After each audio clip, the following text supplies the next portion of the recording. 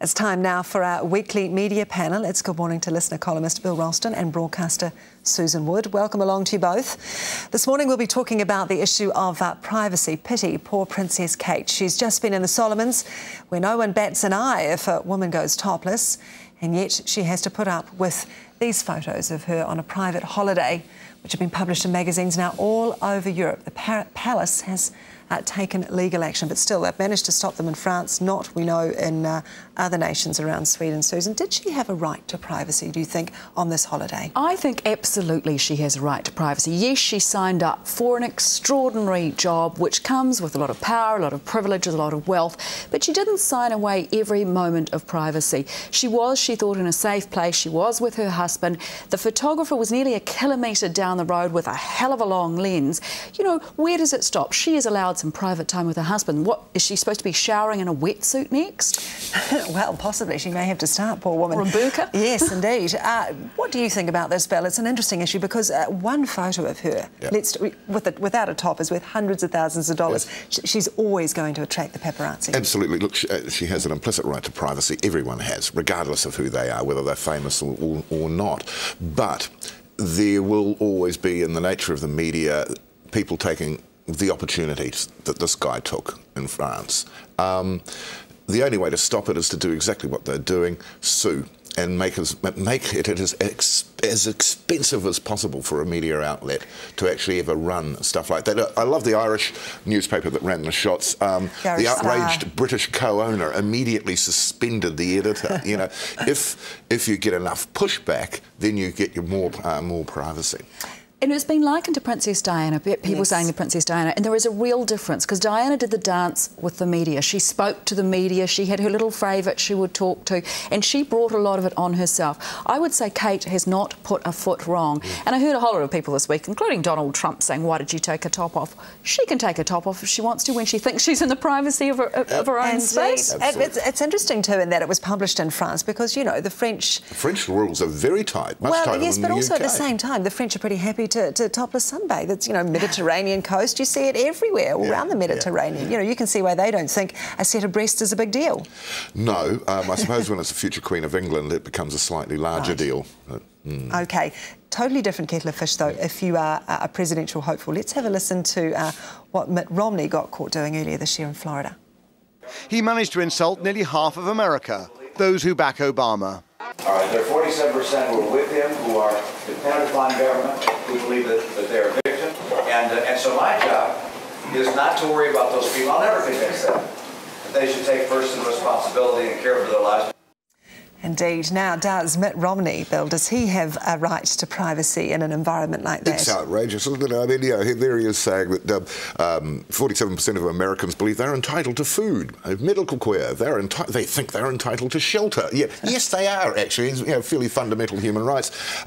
Look, that's a great lesson there, isn't it? That somebody standing there with a 3G camera, an iPhone or whatever, there is no safety these days for a politician. What a politician says in public, he has to also say in private, because somebody somewhere will record it.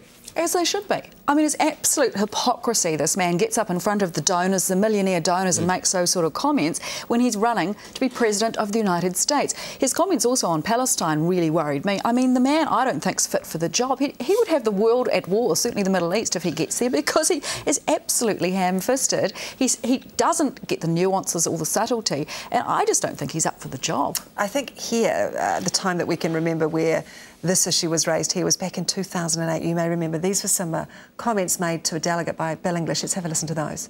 How about things like Kiwi Bank? I mean, yeah, we've got to do something, but we can't do it now. How to get rid of Kiwi Bank? I mean, well, eventually, but not now. Yeah. They like just the way it is. It's working. Our supporters get a bit angsty, but it's working. Yes, that was quite a case. This was back in 2008, Bill, wasn't it, when this delegate, not a fan of National, managed to get accreditation to. Well, that's right, and he had a hidden microphone and a hidden recording device.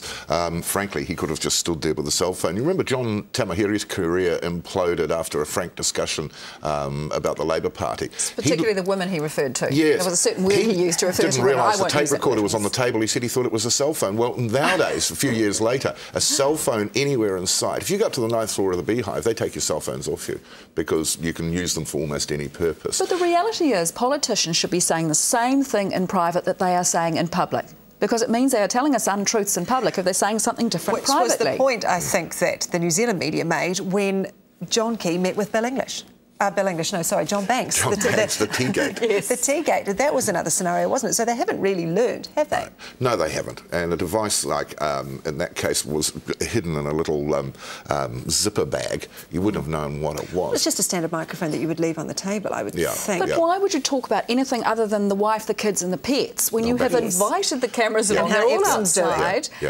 You can lip read. Yes, you I can. mean, you can see through it. You could probably lip read what they're saying. Well, it just comes back to that point that now politicians are forced to be a little bit more honest in what they say in private. It's got to match what they're saying in public, otherwise they're in deep trouble. So is there a real difference, do you think, between a politician's right to privacy in a private environment and... Well, no, these guys were all on the job at that point. You know, Romney was fundraising, the Prime Minister was meeting, you know, in front of cameras. Bill English was there as Bill English at a National Party conference, as Deputy Prime Minister, as Finance Minister. They were all on the job. So that, I think, is a difference. What they say to their wives or their kids around the dinner table is absolutely private. It's different if someone bugged Bill English's house, for example, and he's sitting out by the pool in the backyard and they've got the headphones on, and that would be illegal, actually, but it would also be completely unethical.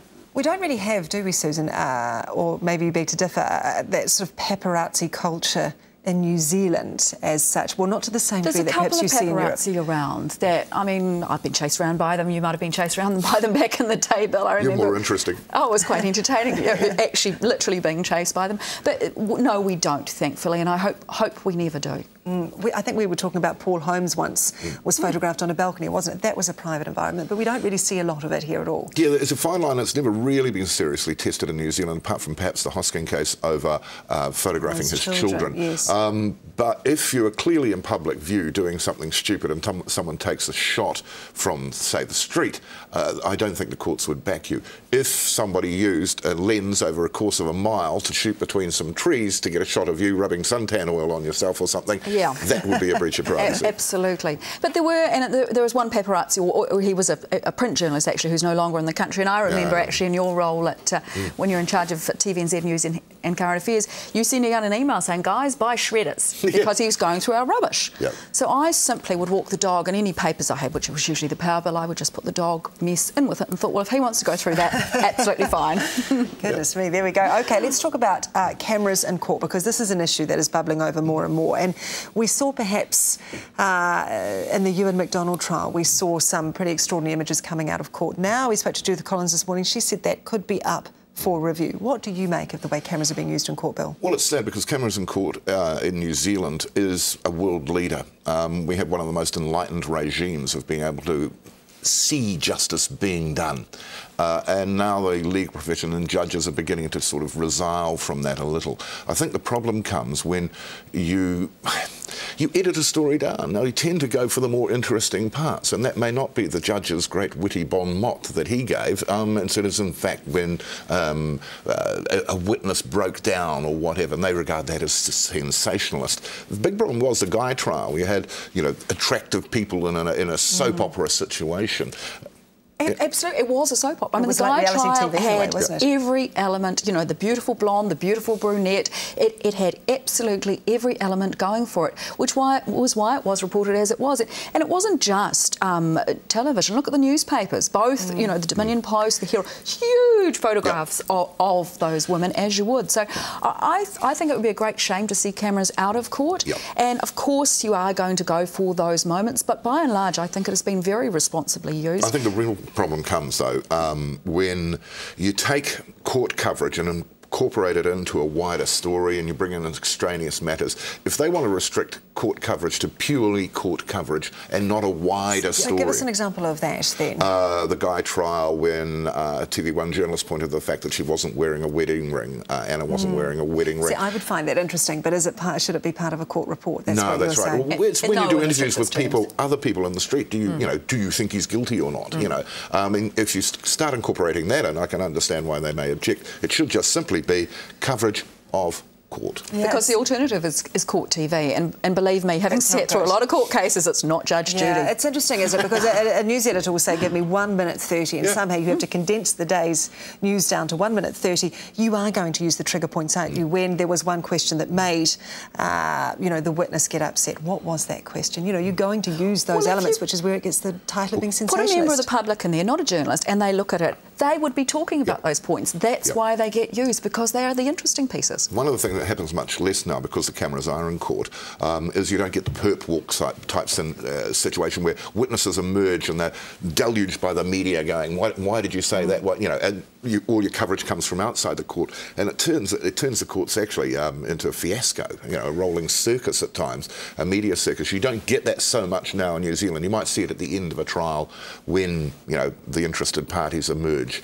But I think you've got a lot more stability around a court now, the exterior, than you had before. And the reality is the vast majority of cases don't end up on TV. It's only a tiny, tiny number that actually do. That news editors consider are interesting. Right, what news editors did consider was interesting this week was Valerie Adams when she came back for her gold medal ceremony. What did you make of it, Susan? Now, look, everything I say, I think Valerie Adams is a wonderful woman. I think she's brilliant with the media. I absolutely loved her comments and her demeanour. She was very low-key about it, but I found the entire coverage a little breathless, a little syrupy. That thing that the media does now, she's a good guy, so she's an amazingly good guy. Yeah.